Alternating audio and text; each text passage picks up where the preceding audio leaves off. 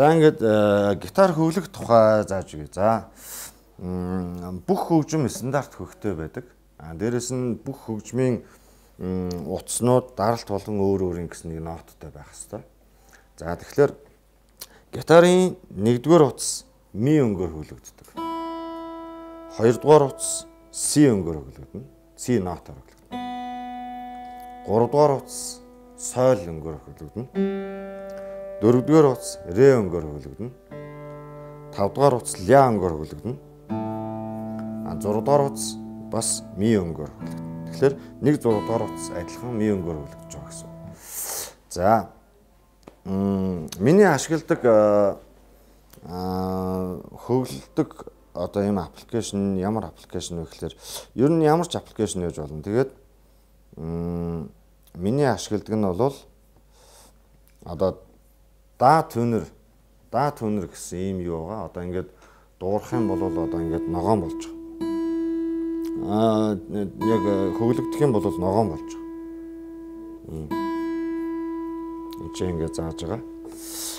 За ийм хөвлөгчгүй үед яаж хөвлөх вэ гэхээр ер нь гитарыг хөвлөхдөө ямар ч үед дандаа 6-р утаснаас нь эхэлж хөвлөх хэрэгтэй.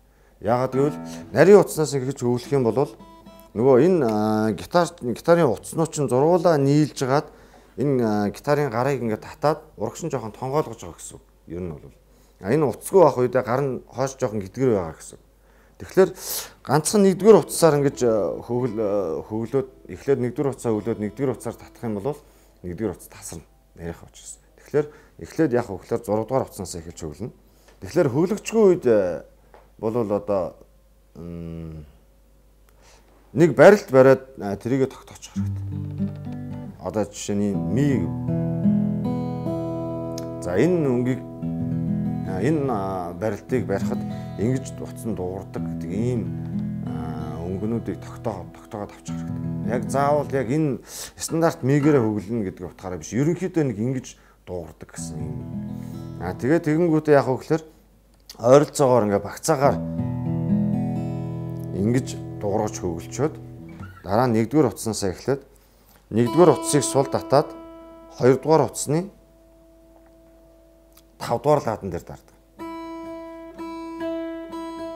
Ингээд 1-р утастай энэ 2-р утас адилхан дуурах хэрэгтэй. За тэгээд хөвлөхдөө энэ чихийг эргүүлэхдээ заавал утсаа энэ дуургаж иж ингэж эргүүлнэ.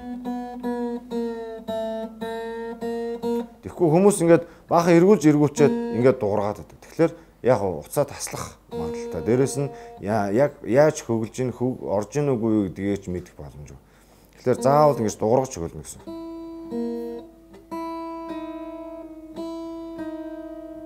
Одоо ингээд сонсохлоор арай сул байна те. Ахаа сул байна. Ахаа жоохон сул байна. Ахаа чуть.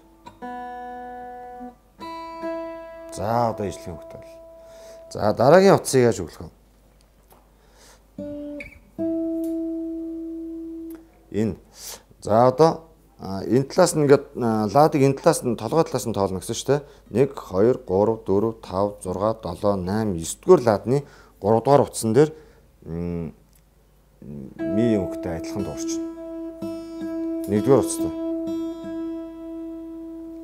За тэгэнгүүтээ энэ юус гэсэн те. За 10 11 12 13 14 14-р ладан дээр 14-р ладан дээр 4-р утас. 1-р утастай адилхан дуурч байна.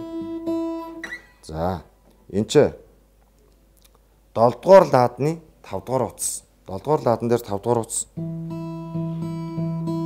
1-р утастай адилхан дуурч байна. За энэ 9-р ладны биш 12-р ладан дээр 6-р утас 1-р утастай адилхан дуурч. Энэ 6-р утас ер нь ингээд адилхан дуурч байгаа. Гэхдээ энэчээ дарах юм бол арай нарийнхан болоод 1-р утастай арай зэрцүүлж сонсоход арай амархан болж байгаа юм.